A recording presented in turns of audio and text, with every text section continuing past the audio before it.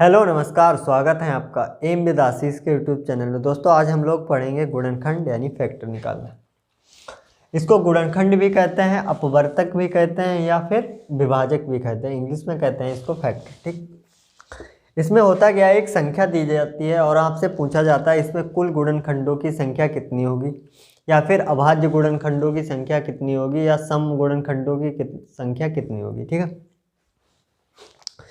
जैसे आपको एक संख्या दी जाए, छोटी संख्या ले, सिर्फ आपको समझाने के लिए। जैसे मैंने एक संख्या ली 6 और आपसे कहा जाए कि इसमें कुल कितने गुणनखंड होंगे या फैक्टर होंगे, तो आप बता दोगे एक तो 1 होगा, 2 होगा, 3 होगा और 6 होगा।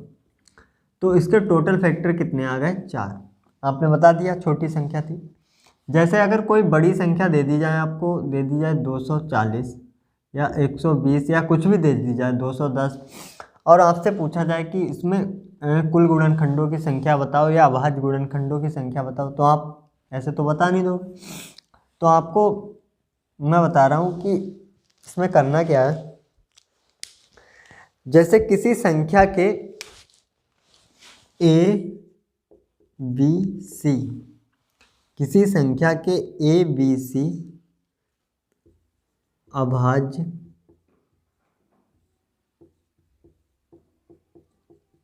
गुणनखंड हों तथा उनकी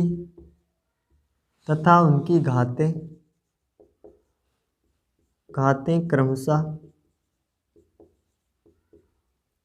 पी क्यू आर हों, तो जैसे उनके अभाज्य गुणनखंड ए बी सी हैं, ठीक, और उनकी घातें क्रमशः पी क्यू आर हो, तो कुल गुणनखंडों की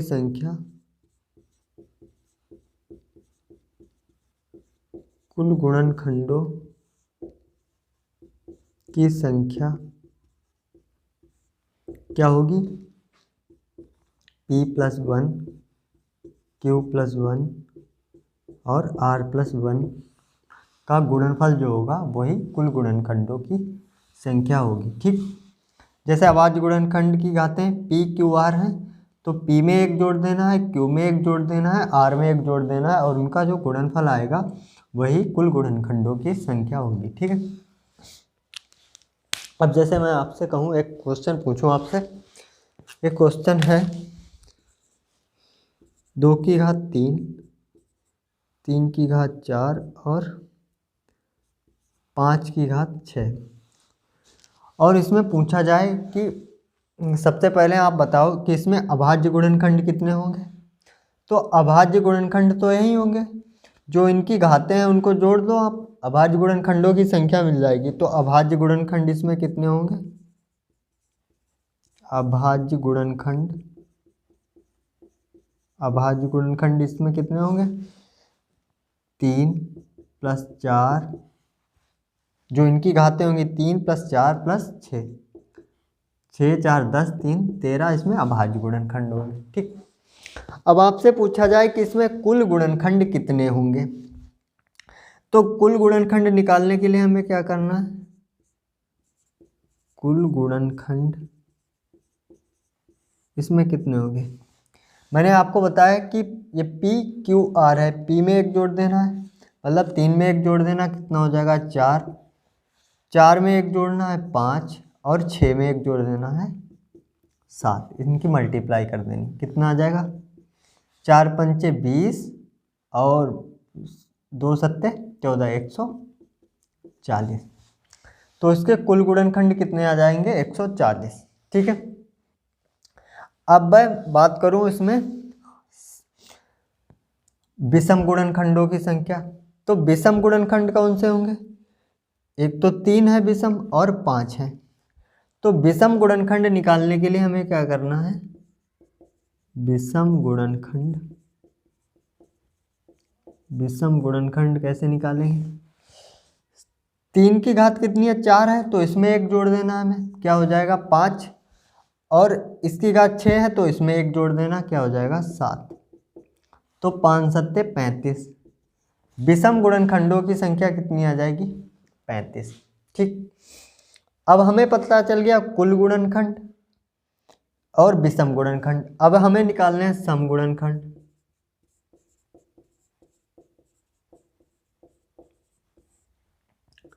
गुणनखंड दो ही प्रकार के तो होंगे, एक तो सम होंगे, एक विषम। जब आप बताओ हमें सम गुणनखंड निकालने, हमें कुल गुणनखंड मिल गए कितने? 140 और विषम गुणनखंड मिल गए 35। तो जब कुल गुणनखंड में से हम विषम गुणनखंड निकाल देंगे तो सम गुणनखंड ही तो मिलेंगे, तो कितने बचेंगे? 105। तो जो इवन फैक्टर आए वो कितने आए? 105।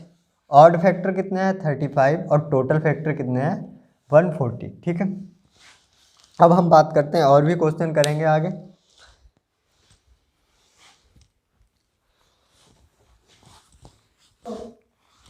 अब जैसे मैंने एक संख्या ली 60, तो इसमें पहले आपको निकालने हैं अभाज्य गुणनखंड। तो अभाज्य गुणनखंड क्या होंगे? कितना होता है? 15 चौको 60 यानी 4 गुणे 15 यानी 3 गुणे 5, यही तो होगा। तो 2 की घात 2 गुणे 3 की घात 1 गुणे 5 की घात 1, इसके कितने, ये क्या होंगे? अभाज्य गुणनखंड होंगे। अभाज्य गुणनखंड क्या होंगे? अभाज्य गुणनखंड यानी प्राइम फैक्टर्स क्या होंगे? 2, 1 3, 1 4, 4 होंगे इसके प्राइम फैक्टर्स। ठीक, अब टोटल फैक्टर हमें निकालने हैं, यानी कुल गुणनखंड निकालने के लिए मैंने आपको बताया था p + 1 करना है, यानी 3 होगा, और इसमें एक 1 करना है 2 होगा, इसमें एक जोड़ना है 2 होगा। तो इसके कुल गुणनखंड कितने आ जाएंगे? यहीं पे लिख दे रहे हैं कुल गुणनखंड। कुल गुणनखंड आ जाएंगे 3 दूनी 6 दूनी 12। ठीक, 60 के टोटल फैक्टर कितने आ गए? 12। मैंने आपको बताया पहले विषम गुणनखंडों की संख्या निकालना और सम गुणनखंडों की संख्या। मैंने आपको बताया कि जैसे पहले विषम गुणनखंडों की संख्या निकाल लो, या अगर सबसे पहले सम गुणनखंडों की संख्या निकालनी है तो आपको करना क्या है? जैसे सम गुणनखंड हम पहले निकालें, सम गुणनखंड हम अगर निकालना चाहें तो हम इसमें से 2 कॉमन निकाल लें। ठीक, इसमें से 2 कॉमन निकाल लिया तो कितना बचेगा? 2 की घात 1 गुणे 3 की घात 1 गुणे 5 की घात 1 बचा। ठीक, अब हम ये इसके अगर जो फैक्टर निकालेंगे तो वो सारे के सारे क्या आएंगे? सम गुणनखंड यानी कि इवन फैक्टर आएंगे, अगर हम 2 को कॉमन निकाल ले रहे हैं पहले। ठीक है, ठीक, अब 2 से हमें कोई मतलब नहीं है, सम गुणनखंड आएंगे इससे। तो इसमें 1 जोड़ेंगे 2, इसकी घात 1 है 2 और इसकी भी घात 1 है 2, तो 2 दूनी 4 दूनी 8 आ जाएंगे इसके सम गुणनखंड। ठीक, अब हमें विषम गुणनखंड किस कौन से होंगे? विषम गुणनखंड कौन से होंगे इसके?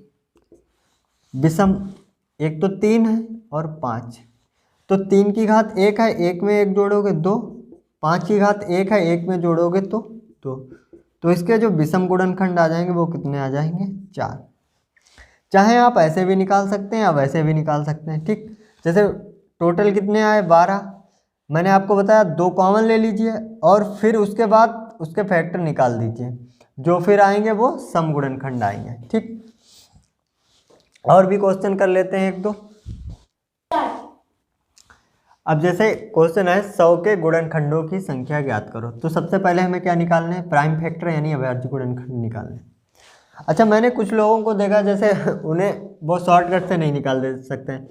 जैसे हमने देखा कि 25 चौको 100 होता है, तो 2 की घात 2 हो गया गुणे 5 की घात 2 हो गया, 100 हो गया, 2 दूनी 4, 25 चौको 100। तो उन्हें ये प्रॉब्लम रहती है कि वो ऐसे निकाल नहीं सकते। तो वो, मैं एक जगह पढ़ाने गया था टीईटी के, तो वो कह रहे कोई सरल तरीका बताओ, तो मैंने फिर उनको बताया कि जैसे 100 लिया, ठीक है, अब इसके अभाज्य गुणनखंड निकालने तो पहले 2 से हमने भाग दिया, कितना है 50, फिर 2 से दिया तो 25 आया, फिर 5 से दिया तो 5 आया, फिर 5 से दिया तो 1 आया। तो इसके अभाज्य गुणनखंड ऐसे निकाल सकते हैं, ठीक है। तो इसके अभाज्य गुणनखंड कितने आए,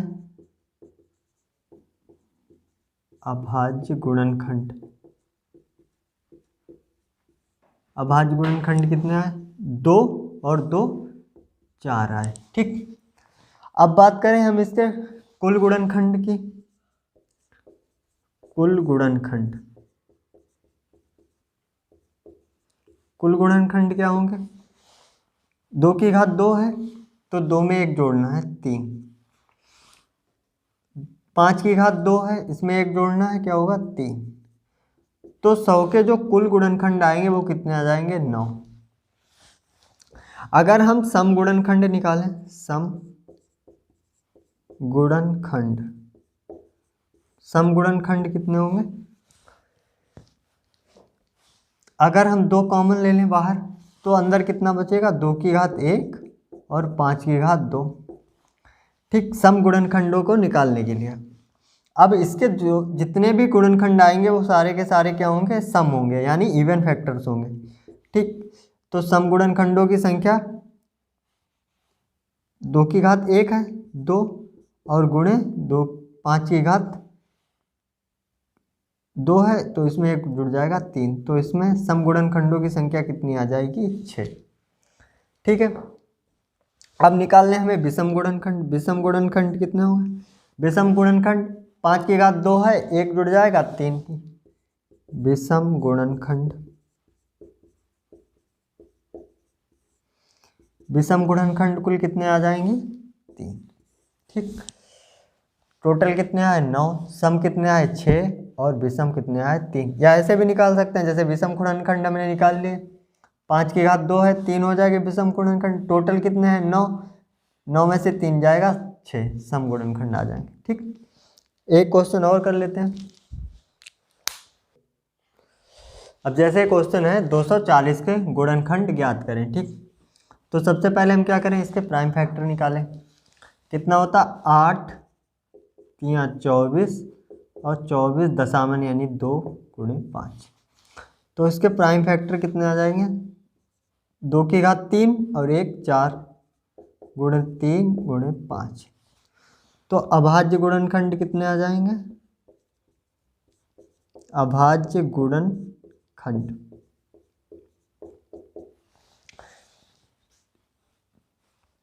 एक 4 3 की घात 1 है और 5 की घात 1 है, तो अभाज्य गुणनखंड कितने आ गए इसके, 6, ठीक। अब निकालें हम कुल गुणनखंड, कुल गुणनखंड, कुल गुणनखंड निकाल लें तो 2 की घात 4 है इसमें 1 जुड़ जाएगा 5, इसमें 1 जुड़ जाएगा 2, इसमें 1 जुड़ जाएगा 2, 2 दूनी 4 पंचे 20, तो इसके कुल गुणनखंड आ गए 20, ठीक। अब इसमें हमें निकालना है सम गुणनखंड, सम गुणनखंड, ठीक। 2 को अगर हम कॉमन ले लें तो अंदर कितना बचेगा, 2 की घात 3, 3 की घात 1, यहीं पे ले रहे हैं, ठीक है। 2 को कॉमन लिया तो 2 की घात 3 गुणे 3 की घात 1 गुणे 5 की घात 1, ठीक। इसको मिटा दें यहाँ से। तो इसमें सम गुणनखंड कितने आ जाएंगे, 4, इसमें 1 जुड़ जाएगा 2, इसमें 1 जुड़ जाएगा 2, 2 दूनी 4 चौकू 16, सम गुणनखंड आ जाएंगे 16। और विषम गुणनखंड कितने आ जाएंगे, विषम गुणनखंड 20 में से 16 गया 4, ठीक। ठीक है, तो ठीक है, ये हम लोगों ने पढ़ा गुणनखंड। आपको अच्छा लगा होगा, अगर वीडियो अच्छा लगा हो तो लाइक कर लें और ज़्यादा से ज़्यादा शेयर करें, जिससे कि हमारी भी पब्लिसिटी बढ़ सके। ठीक है, धन्यवाद दोस्तों।